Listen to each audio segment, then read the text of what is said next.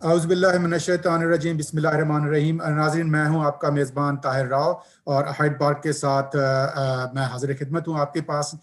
नाज़रीन, जैसे कि मेरे प्रोग्राम का नाम ही हाइड पार्क है, उससे ये मैसेज मैं देना चाहता हूं, चूँकि पूरी दुनिया में हाइड पार्क की एक सिंबॉलिक वैल्यू है। लंदन में जो है पार्क, वो एक जो फ्रीडम ऑफ स्पीच की बात करता है, वो एक ह्यूमन राइट्स की बात करता है, डेमोक्रेसी की का एक सिंबॉलिक है, तो इसलिए इसका हाइड पार्क है। तो हम अपने जिस गेस्ट को भी यहाँ पे बुलाते हैं, और मोस्टली हमारा प्रोग्राम गेस्ट ड्रिवन होता है, और उसमें मौका दिया जाता है गेस्ट को कि वो अपने ख्यालात का इजहार किए हैं। कोई ज़ाहिर बात है, ये यूट्यूब का चैनल है, सोशल मीडिया पे ये कोई इस पे कोई सेंसरशिप की पॉलिसी लागू नहीं होती, और सेंसरशिप से मुराद भी ये है कि हर किसी को अपना ओपिनियन एक्सप्रेस करने की आज़ादी होनी चाहिए, ये एक फंडामेंटल राइट है। और चूंकि आज हमने इसलिए फ्रीदा बर्चा को हमने इनवाइट किया है हमारे प्रोग्राम में बात करने के लिए। फ्रीदा बर्चा एक पॉलिटिकल एक्टिविस्ट हैं, एक ह्यूमन राइट एक्टिविस्ट हैं, और उनका ताल्लुक गिलगित बल्तिस्तान से है। ये बड़ा मोस्टली पाकिस्तान में ये एक आम लोगों में, जो कि गलत है, मैं 100% मतलब मैं इससे मुतफिक हूँ कि वो गलत उनकी सोच है, कि चूंकि जारी बात है कि ये नेग्लेक्टेड एरिया हैं और बहुत सारे हमारे जो ट्रेडिशनल कल्चरल वैल्यूज हैं सो कॉल्ड, उसकी वजह से वो इतनी खवातीन वहाँ पे आगे नहीं आती, स्पेशली इस तरह की एक्टिविस्ट वो नहीं होती। अगर वोट भी डालना हो तो वोट या तो डालती नहीं, अगर डालती हैं तो जहाँ पे उनके मेल मेम्बरान या फैमिली मेम्बर जो डिसाइड कर देते हैं, उनको बता देते हैं कि इस निशान पे जाके आप वोट मोहर लगाते हैं, तो वो लगा देती हैं। और जनरली ये कंसिडर किया जाता है कि वुमेन जो हैं पाकिस्तान में, एक जो गलत एक थ्योरी एक डेवलप हो गई, एक मिथ डेवलप हो गई है कि जो फॉरेन एनजीओज या जो फॉरेन नेशनल एजेंडा जो है वेस्ट का एजेंडा, उसको फॉलो करने के लिए वुमेन एम्पावरमेंट की वो बात करती हैं, और वो लाहौर, इस्लामाबाद और कराची से अलावा बाहर नहीं है। ऐसी बात नहीं है। मैं हमेशा कहता हूं कि आप ह्यूमैनिटी के पॉइंट ऑफ व्यू से आप बात करें, किसी रिलीजियस पॉइंट ऑफ व्यू से बात करें, इस्लाम के पॉइंट ऑफ व्यू से बात करें, खवातीन और मर्द बराबर के हकूक हासिल है हर चीज को। जैसे गुनाह और सवाब का जो हमारे इस्लामिक तस्वर है, वो खवातीन पे भी उतना ही लागू होता है, वही मर्दों पे लागू होता है।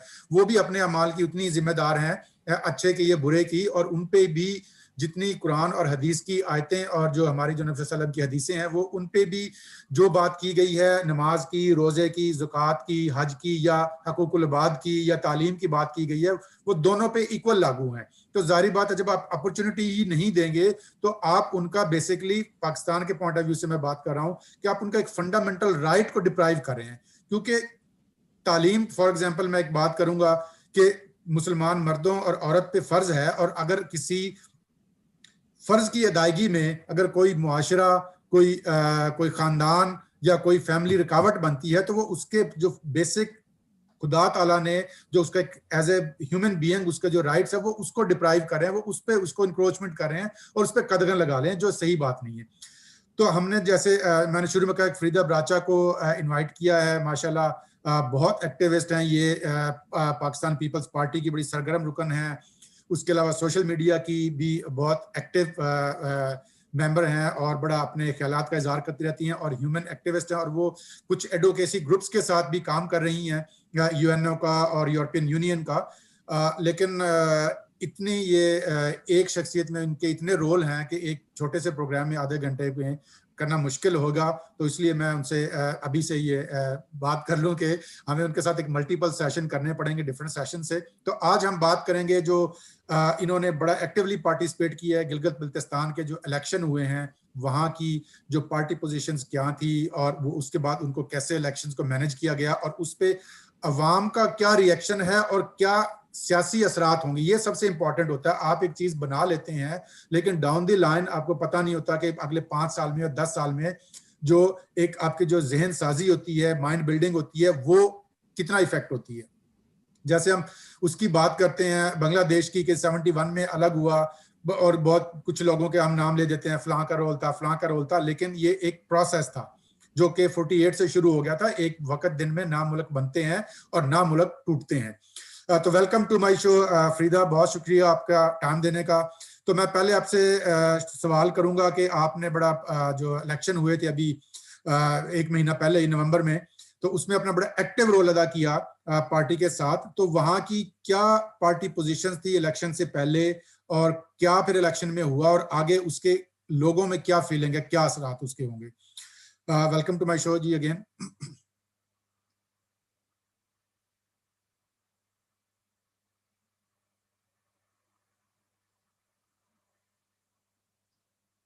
जी मुझे लगता है कुछ उनके इंटरनेट में कुछ है।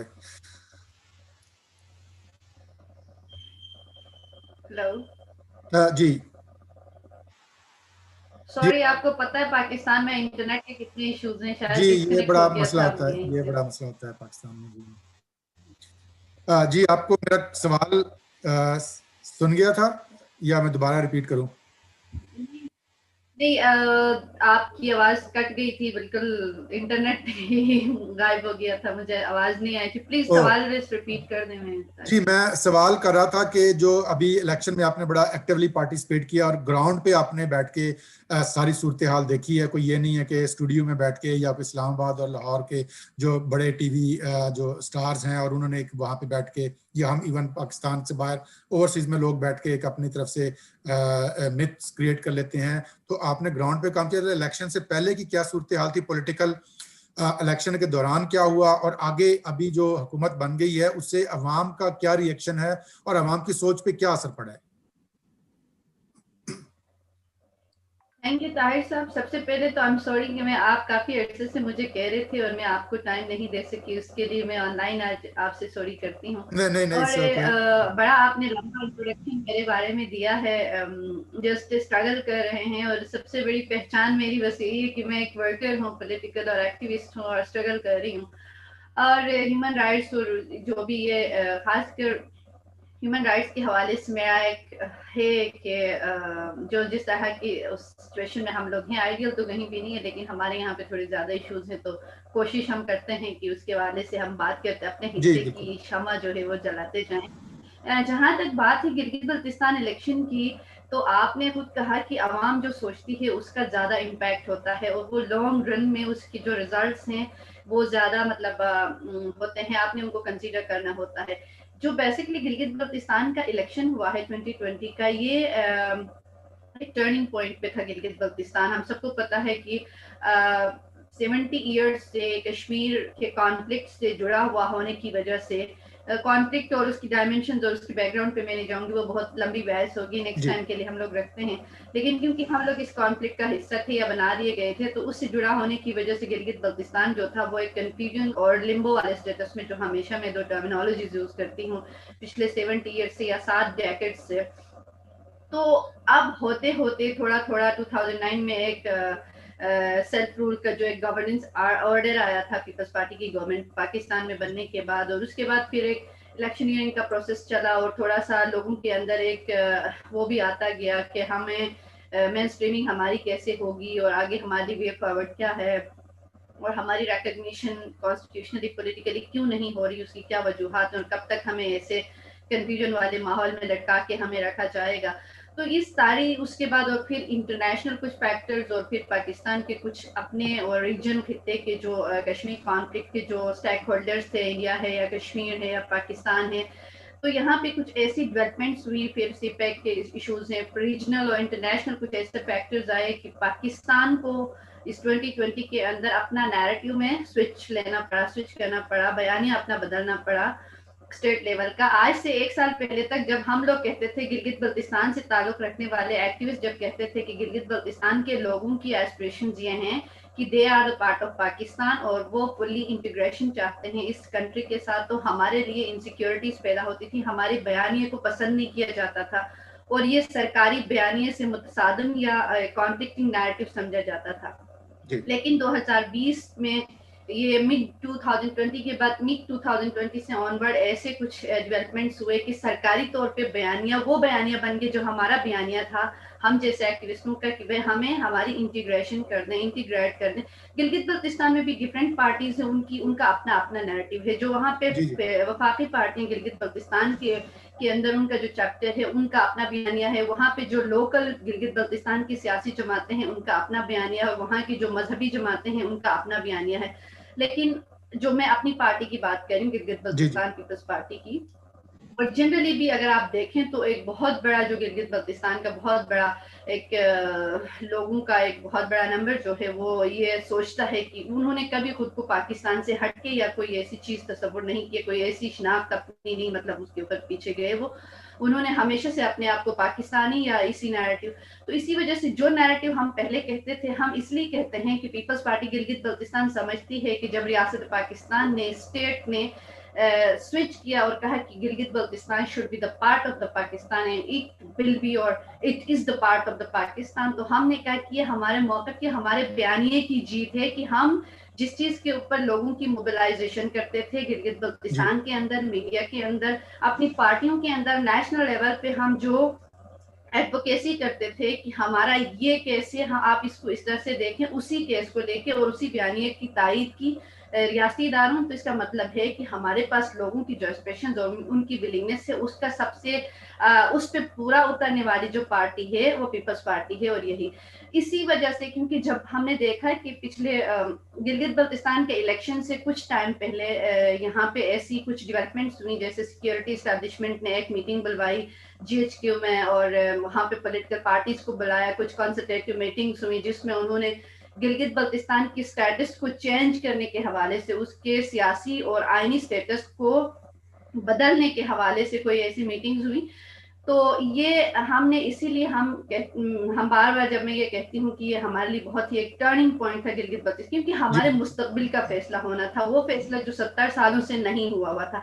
तो वहां पे जो आवाम है ना वो भी यही देख रही थी कि कौन सी पार्टी और रियासत का कौन सा स्तून, कौन सा इदारा हमें इस टर्निंग पॉइंट के ऊपर कैसे ट्रीट करता है। इवन मीडिया है या सियासी जमातें हैं या जो स्टेक होल्डर्स हैं, इदारे हैं, वो हमें कैसे ट्रीट करता है। लोग इलेक्शंस के दौरान ज्यादातर लोगों का एक तो ये था, एक तो उनका वही जो लोकल उनके मसले मसाइल होते हैं, जॉब, रोजगार, गली मोहल्ले की सड़कें पक्की करवाना, ये तो बहुत छोटे लेवल पे अगर आप जाएंगे वहां पे ग्राउंड पे जाते हैं इलेक्शन में, जैसे हम भी गए, तो लोगों का यही कि आपने पहले क्या किया, उसने क्या किया, आइंदा क्या करेंगे, एम्प्लॉयमेंट का क्या होगा।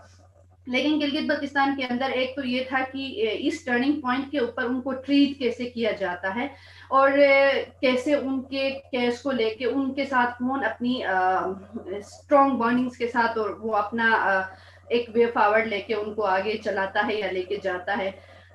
दूसरा वहाँ पे जो मसाइल हैं, लोगों के इश्यूज हैं, जैसे हक मिल्कियत और हक हाकिमियत, जिसके ऊपर हाकिमियत पे तो हम चलेंगे, इलेक्शन और क्या हुआ और मैंडेट किसको मिला और कैसे इसको मैनेज किया गया इसमें, लेकिन हक मलकियत का जो मसला है, जो पीपल्स पार्टी का नारा भी था, ये एक बहुत ही, ये किसी पार्टी से रिलेटेड नहीं है, ये किसी इंडिविजुअल से या किसी एक गिलगित बल्तिस्तान के किसी एक डिस्ट्रिक्ट से या किसी सर्टेन स्पेसिफिक ग्रुप से रिलेटेड नहीं है, ये पूरे गिलगित बल्तिस्तान के अंदर, क्योंकि हम लोग एक ऐसा खित्ता हैं, अभी तक भी हमारा स्टेटस कोई उसमें अल्टर नहीं हुआ, तो एक ऐसा खित्ता जिसका कोई भी मतलब आईनी तौर पे आइन के अंदर उसकी कोई इंटीग्रेशन नहीं है, main stream national main stream में उसका कोई जिक्र नहीं है। उस खित्ते के अंदर आप लोगों के मसाइल को डिसोन करते हैं लेकिन उनके वसाइल को डिओन करते हैं।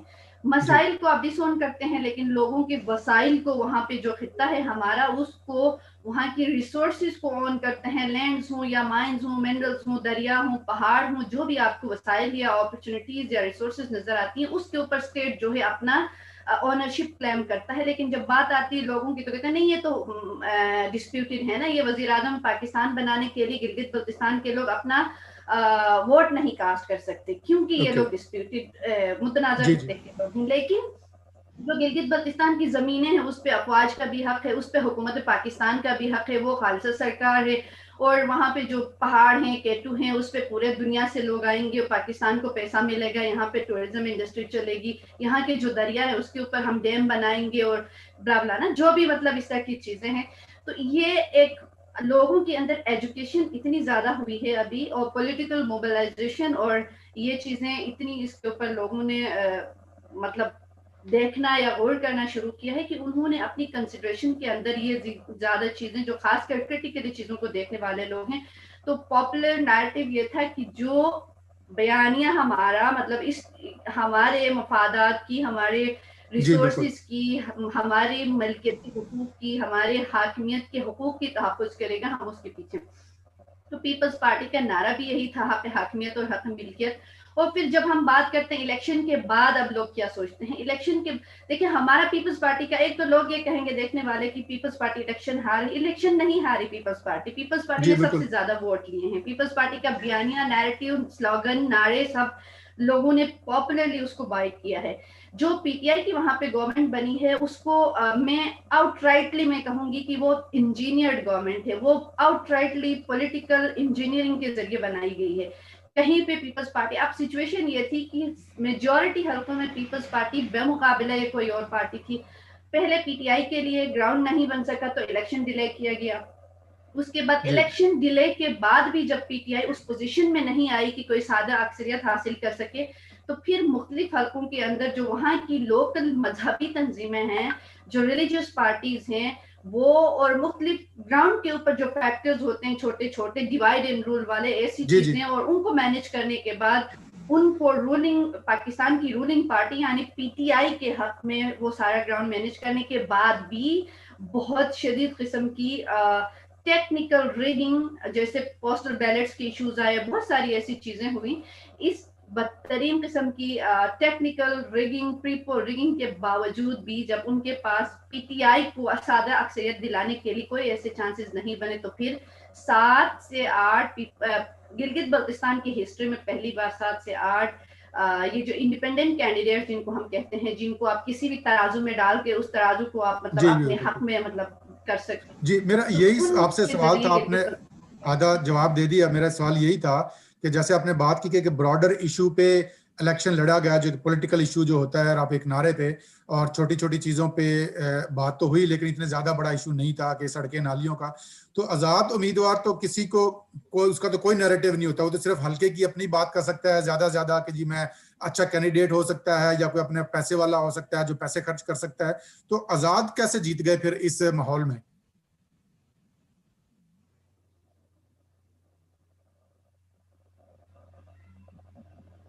हेलो। जी सॉरी, आपकी आवाज दरमियान में कट गई थी।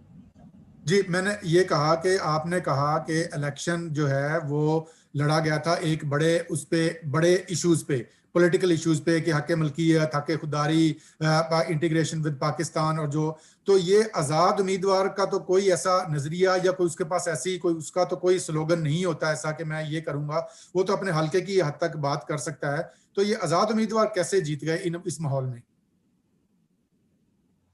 बहुत अच्छा सवाल है, इम्पोर्टेंट सवाल है। ये आजाद उम्मीदवारों में से परहैप्स 1 और 2 ऐसे उम्मीदवार हैं जिनका मतलब बहैसियत आजाद उम्मीदवार वो जीतते हैं। बाकी ये जो आजाद उम्मीदवार है ना, ये भी कोई ऐसे आजाद उम्मीदवार नहीं थे, ये भी एक इंजीनियरिंग का हिस्सा थी। It was a part of the political engineering के ये जो आजाद उम्मीदवार लाए गए, या मुख्तलिफ जहाँ पे रूलिंग पार्टी जो थी अपने जिस कैंडिडेट के जरिए वो विन करने की पोजीशन में या मुकाबला देने की, पीपल्स पार्टी को टफ टाइम देने की पोजीशन में नहीं थी, वहां पे किसी स्ट्रॉन्ग बंदे को आजाद बनाया गया, भले उसका ताल्लुक मुस्लिम लीग, हाँ मुस्लिम लीग नून की उसका जो वहां पे रोल है गिलगित बल्तिस्तान इलेक्शन में, उस पर भी बात करना बहुत जरूरी है।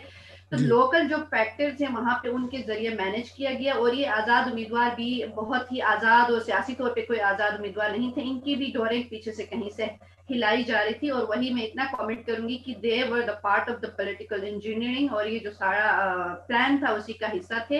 ये लोगों को तो अभी समझ आ रही है, हमें तो उस वक्त पता था कि ऐसा ही होगा, कहीं पे मजहबी तंजीमों के जरिए मैनेज किया जाएगा, कहीं पे रिगिंग के जरिए किया जाएगा, और कहीं पे आजाद उम्मीदवारों के जरिए किया जाएगा। तो ये जो एक मतलब पूरा पैकेज होता है ना, तो पैकेज का हिस्सा थे ये जो जी आजाद जी। उम्मीदवार थे ये भी।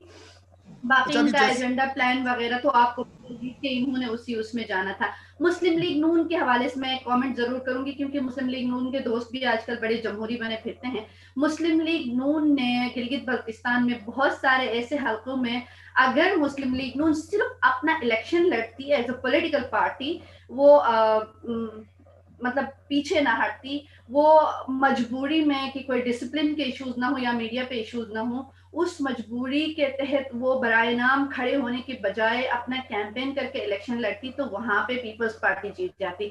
बहुत सारे ऐसे हलकों में जहां पे या आजाद उम्मीदवार या रूलिंग पार्टी पीटीआई के कैंडिडेट्स को जिताया गया, वहां पे मुस्लिम लीग नून के कैंडिडेट्स को बाकायदा तौर पे मुस्लिम लीग नून के कैंडिडेट्स इलेक्शन नहीं लड़े हैं, जस्ट उनका जो उनकी कैंडिडेसी थी वो थी, लेकिन उन्होंने इलेक्शन और उन्होंने बैकडोर से अपने वोटर्स को बता दिया था कि हम लोग इलेक्शन आपने फलाने को वोट देना है। ये भी हुआ है, इस पे बात नहीं हो रही है, बहुत ज्यादा जरूरी है। इवन दिन आजाद उम्मीदवारों को जिताने के बावजूद और नून लीग को ना लड़ाने के बावजूद भी अभी भी, और वो गिलगित बल्तिस्तान असेंबली जहां पे 33 मेंबर्स की असेंबली है, जो वहां पे 23 मेंबर्स पीटीआई को दिए गए हैं, बाकी ऑपोजिशन के पास 9-10 मेंबर्स हैं।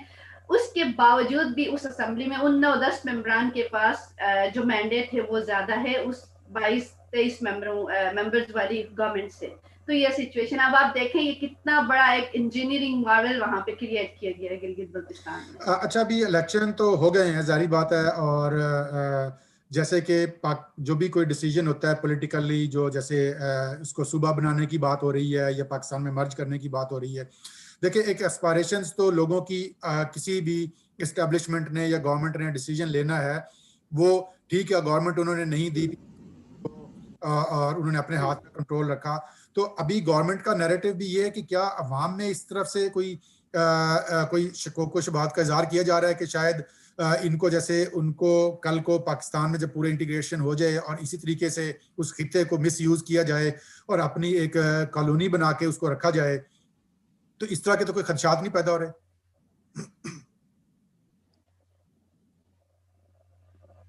जी बिल्कुल, देखें अवाम जो है ना, शायद जो हमारे इंजीनियर्स हैं वो ये समझते होंगे कि ये जो प्रोजेक्ट मैनेजर्स हैं वो समझते होंगे कि अवाम जो है वो बेवकूफ़ है, वो नहीं देखती। लेकिन देखें, जिस अवाम ने ऑपोजिशन को मैंडेट, तो ऑपोजिशन को मिला है गिलगित बल्तिस्तान में, अभी जी। भी आप देखें भले उनके पास 10 सीटें हैं, लेकिन मैंडेट ऑपोजिशन के पास है और अवाम की एक बहुत बड़ी मतलब वोटों की तादाद ऑपोजिशन के पास है। तो वो जो मैंडेट उनके पास है, उससे उस क्लास से ताल्लुक रखने वाले, उसके साथ जो मसलन कोई ऐसा बंदा भी है जिसने वोट नहीं डाला फॉर सम रीजंस, या वो स्टेशन पे नहीं था या कुछ, और फिर इंडिपेंडेंट ऑब्जर्वर्स भी जो है ना, वो सब यही कहते हैं कि इसको मैनेज किया गया है। और ये पहली बार की बात नहीं है, अवामी जो अमूमी तासर वहां पे कॉमन बिलीफ ये है कि जो भी फेडरल उसमें पार्टी होगी, जिस पार्टी की भी इस्लामाबाद में गवर्नमेंट होगी, वो गिलगित बल्तिस्तान और आजाद कश्मीर में हुकूमत बनाएगी, क्योंकि वी आर द सब्जेक्ट्स ना, हमें सब्जेक्ट्स के तौर पे ट्रीट किया जाता है। हमारी जो डेवलपमेंट फंड है वो वजीर आजम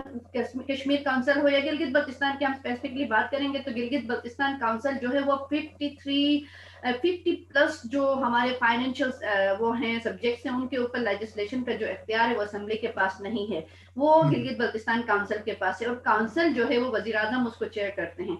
तो आप सोचें कि लोग जो इलेक्शन भी लड़ने वाला है ना, वो ये सोचता है कि मैं इलेक्शन लड़के खर्चा करके या आवाम से वादे करके असेंबली जाऊंगा, इस पार्टी मतलब मेरी आइडियोलॉजी नजरियाती तौर पे मैं पीपल्स पार्टी से हूँ, लेकिन मैं एक सब्जेक्ट हूँ, मुझे पाकिस्तान एक कॉलोनी या सब्जेक्ट की तरह ट्रीट करता है ये मुल्क। तो इस्लामाबाद में इमरान खान बैठा हुआ है, उसकी गवर्नमेंट है, और वो है पीपल्स पार्टी का बदतरीन मुखालिफ या नून लीग का मुखालिफ। अगर मेरा नजरियाती तौर पे मैं मुस्लिम लीगी हूँ या नजरियाती तौर पे मैं पीपल्स पार्टी का हूँ, मैं यहाँ से इलेक्शन लड़ूंगा, तो जब मैं जाऊंगा असेंबली में, तो फंड तो डेवलपमेंट, सारी डेवलपमेंट फंड्स वहां से, फाइनेंशियल जितने भी आपके पास एम्पावर्ड नहीं है असेंबली ना, फाइनेंशियल इख्तियारात सारे जो हैं वो हैं जीबी काउंसिल के पास, काउंसिल को चेयर वजीर आजम करता, तो उसने तो मुझे फंड नहीं देने हैं, तो अगर मैं जाऊंगा अभी तो काम क्या करूंगा, मेरा असेंबली जाने का, ये चीजें। और देखिए ये भी एक part of pre poll rigging है, ये भी एक पार्ट ऑफ रिगिंग है कि लोग कहते हैं कि जी वो लोग अवाम वोट उसी को देते हैं जिसकी हुकूमत बननी हो। तो ये भी जब एक मेरे एज ए वोटर मेरे जहन में अगर ये है कि मैं अगर फहमीदा को वोट नहीं दूंगा तो मेरे काम नहीं होंगे, या फहमीदा का अगर वोट दे दिया तो मुझे काम मेरा नहीं होगा, मैं किसी और को दूं, तो ये भी तो मेरे पे एक इंडिपेंडेंस तो मेरी छीन ली ना, मैं मजबूर हो गया इसके लिए कि मुझे वो एक रास्ता इख्तियार करना पड़ेगा। मैं ऐसे कैंडिडेट को वोट दूंगा कि जिनकी फेडरल में गवर्नमेंट है।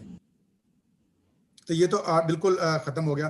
तो अच्छा, इस पे आप मुझे बताएं कि अभी क्या सिचुएशन है आगे, अभी इंटीग्रेशन की जो बात हो रही थी उस पे आगे कुछ बढ़ने का कोई डायलॉग शुरू हो रहा है या अभी भी स्टेटस को ऐसे मेंटेन रहेगा?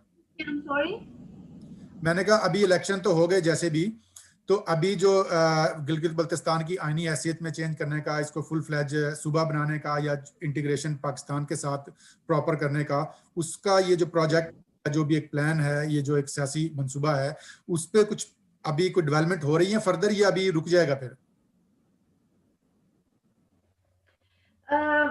ये बहुत इम्पोर्टेंट भी है सवाल। हम खुद भी एक्सपेक्ट ये कर रहे हैं कि जिस पीटीआई ने इलेक्शन से कुछ दिन पहले वजीर आजम साहब इलेक्शन अमेंडमेंट एक्ट 2017 की धज्जियां उड़ाते हुए, कानून और आइन की धज्जियां उड़ाते हुए, उनके वज़रा की फौज including the prime minister of the Pakistan, जिन्होंने बिल्कुल कंसीडर नहीं किया उस इलेक्शन अमेंडमेंट एक्ट को, जो उनको रोकती थी एग्जीक्यूटिव पावर्स उनके पास होने की वजह से वफाकी वज़रा को, वजीर आजम को, उसके बावजूद भी उन्होंने इन सारी चीजों के खिलाफ वर्जी करते हुए, आइन कानून को रोनते हुए पैरों तले वो गिलगित पहुंचे। उन्होंने अनाउंसमेंट्स की, उन्होंने कहा हम आपको सूबा बनाएंगे। उनके वज़रा ने वहां जाके बड़े बड़े वादे किए, बातें की, और एक contrary to what he had done in the past, कि वजीर आजम Imran Khan had visited Gilgit Baltistan in the past as well after assuming office, लेकिन उन्होंने not a single word from him about the constitutional status of Gilgit Baltistan, उनका जो previous visit था उसके अंदर। लेकिन जब ये इलेक्शन आए तो आप देखें ना, जैसे आपने भी बात की कि लोग तो अपनी चॉइस के लिए फ्री ही नहीं है ना, आप उनको इन्फ्लुएंस करते हैं। पहले आप सब्जेक्ट की तरह ट्रीट करते हैं, उसके बाद आप इन्फ्लुएंस करते हैं, आप उनका दिमाग जो है उसको वो आजादी नहीं देते कि वो उस आजाद उसके तौर पे अपना नुमाइंदा चुने, वो इन्फ्लुएंस हो जाते हैं जो आपके पावर्स हैं आपके पास उससे। तो बदकिस्मती से अभी गवर्नमेंट बने, काफी असेंबली के इजलास हो गए हैं, लेकिन हमें पीटीआई की तरफ से ऐसी कोई, मतलब गवर्नमेंट की तरफ से कुछ भी ऐसा डेवलपमेंट होती नजर नहीं आ रही। और मोईद यूसुफ हैं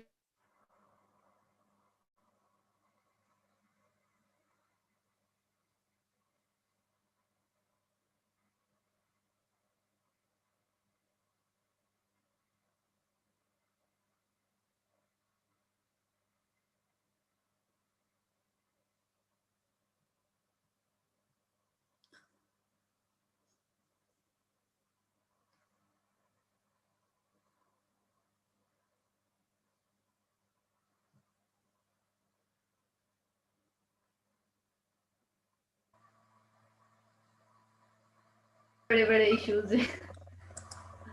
जी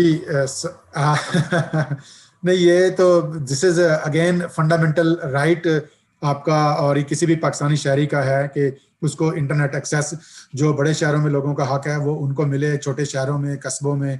मेरा अपना गांव, वहाँ पे मोबाइल की सर्विस ही नहीं आती, तो बाकी इंटरनेट तो बहुत दूर की बात है। तो ये भी गवर्नमेंट को इस पर सोचना चाहिए कि सबका राइट है।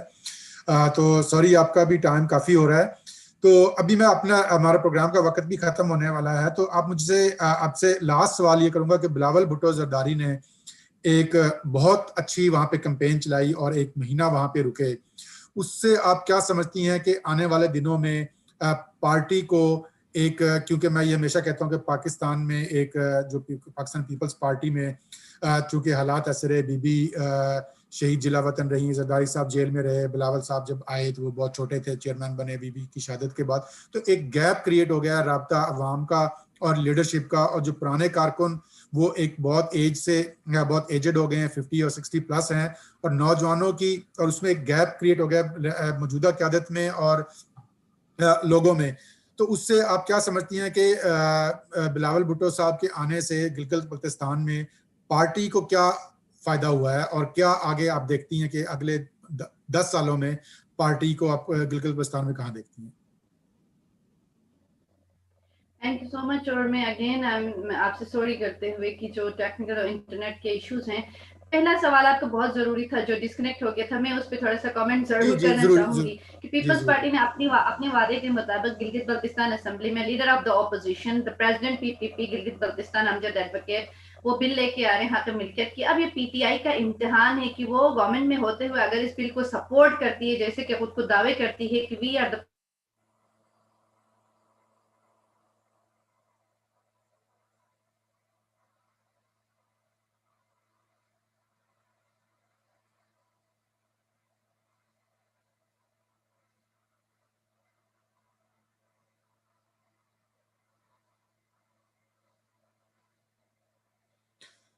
जी, फिर इंटरनेट का इशू हो गया है हमारे साथ।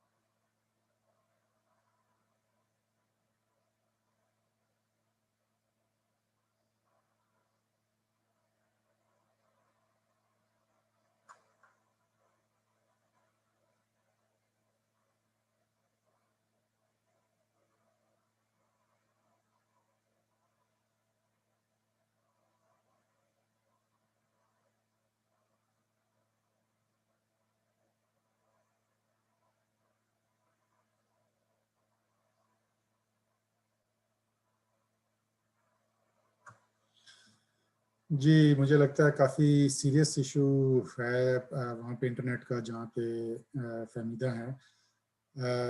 फ़हमीदा, आप मेरी आवाज़ सुन रही हैं? अगर आप उसके वीडियो को ऑफ कर दें, ये सिर्फ वीडियो ऑडियो पे रखें तो शायद।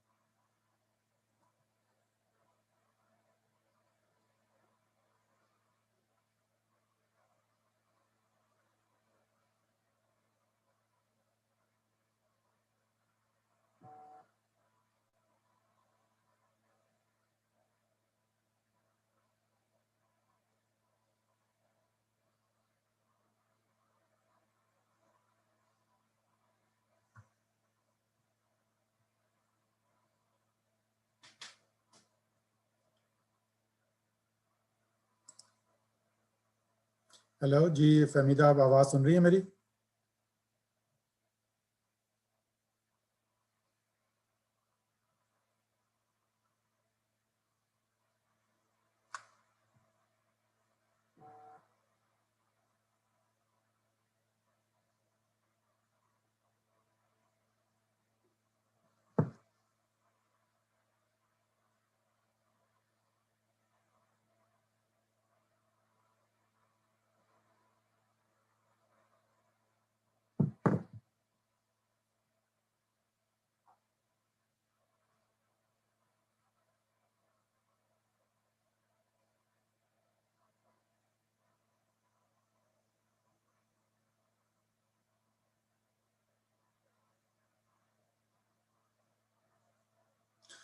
जी नाजरीन, मुझे लगता है कि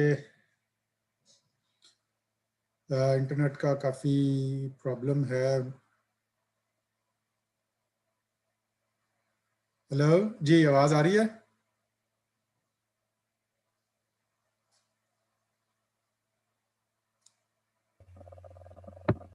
जी फहमीदा, आवाज़ आ रही है आपको?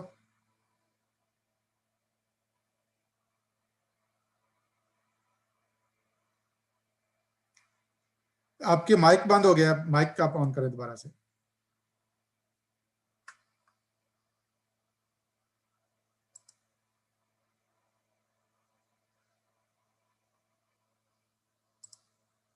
जी अनम्यूट नहीं हुआ अभी तक, म्यूट पे आप। जी मेरा अभी। ख्याल है जी मेरा ख्याल है कि हमें इसका पार्ट 2 करेंगे जब आप इस्लामाबाद वापस चली जाएंगी, वहां पे होपफुली इंटरनेट ठीक होगा। जी जी जी, ठीक है ठीक है। मैं जी ट्रैवल में हूँ, मैंने आपको लास्ट टाइम बताया भी था। जी जी क्विकली मैं लास्ट मतलब जवाब आपको दूंगी जो आपने लास्ट सवाल मुझसे किया था कि चेयरमैन साहब की देखें मोबिलाइजेशन बहुत हुई है। लोग अब जो है ना, गिलगित बल्तिस्तान के किसी भी आप बंदे से पूछें वो आपको यही कहेगा कि we are thankful to Peoples Party and the chairman Peoples Party की ही on this and he is the only political figure, only political leader from Pakistan, from a national mainstream party to be here among us and हमें इतना time देना, 1 महीने की उन्होंने बहुत ही एक कैंपेन की है, गली मोहल्ले में गए हैं, तो इससे बहुत फर्क पड़ता है। आप कितना ऑन करते हैं, कितना ऑनरशिप जी देते हैं। मसला ही ये है कि हमें गिलगित बल्तिस्तान के लोगों को 70 ईयर से ऑन नहीं किया गया, वहां के लोगों को उनके जज्बात को समझा नहीं गया। तो चेयरमैन पीपल्स पार्टी वाहिद पॉलिटिकल लीडर हैं in the history of Pakistan and Gilgit Baltistan जो जिन्होंने ये काम किया, ये कारनामा किया। उससे मोबिलाइजेशन में देखें ना, एक सिंगल पार्टी को 80,000 प्लस में वोट पड़े हैं और बाकी बहुत सारी मैनेजमेंट के बाद, इंजीनियरिंग के बाद उनको 70,000 वोट मिले हैं। तो इट मीन्स कि चेयरमैन ने कंट्रीब्यूट किया है, उनकी विजिट ने डिलीवर किया है क्विकली, जी इससे पहले कि हमारा इंटरनेट फिर से डिस्कनेक्ट हो जाए।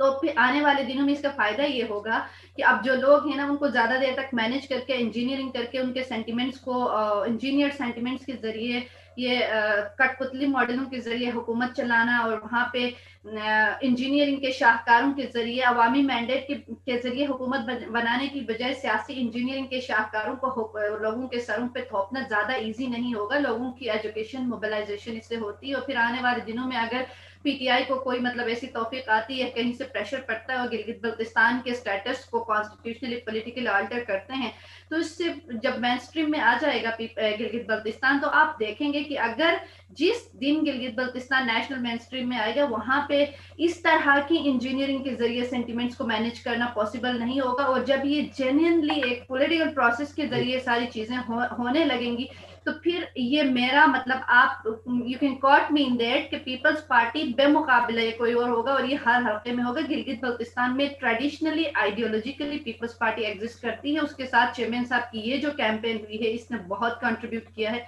और आने वाले दिनों में इसका फायदा ही होगा। सिर्फ आप उसको बहैसियत सब्जेक्ट और उस तरह से उस ट्रीटमेंट से निकाल के उसकी मैन स्ट्रीमिंग और एम्पावरमेंट और वे फॉरवर्ड देने की बात है। The moment you do it, तो आपको पता चलेगा कि वहां पे पीपल्स पार्टी कैसे मतलब टफ टाइम देती है और कितना मतलब पीपल्स पार्टी को पीछे करने के लिए लोगों को और क्या क्या मुसीबतें झेलनी पड़ती हैं। जी बिल्कुल। लोगों से मुराद वो जो सेंटिमेंट्स इंजीनियर करते हैं, जी बिल्कुल। Not the people of Gilgit Baltistan. जी बहुत शुक्रिया फहमीदा आपका। आप ट्रैवल कर रही हैं और आपका टाइम लिया मैंने, और रात आपके काफ़ी देर हो गई होगी। तो इंशाल्लाह आपका साथ पार्ट 2 एक रखेंगे, और आपका जो ह्यूमन राइट एक्टिविस्ट के तौर पे और अब जो एडवोकेसी ग्रुप पे काम कर रही हैं, हम उसके बारे में भी आपसे नेक्स्ट प्रोग्राम रखेंगी। तो आप जब भी ऐसी जगह पे हों जहाँ पे आपका इंटरनेट सही काम कर रहा हो, इस्लामाबाद में या लाहौर में, तो आप मुझे काइंडली इन्फॉर्म कीजिएगा, हम इंशाल्लाह प्रोग्राम रखेंगे।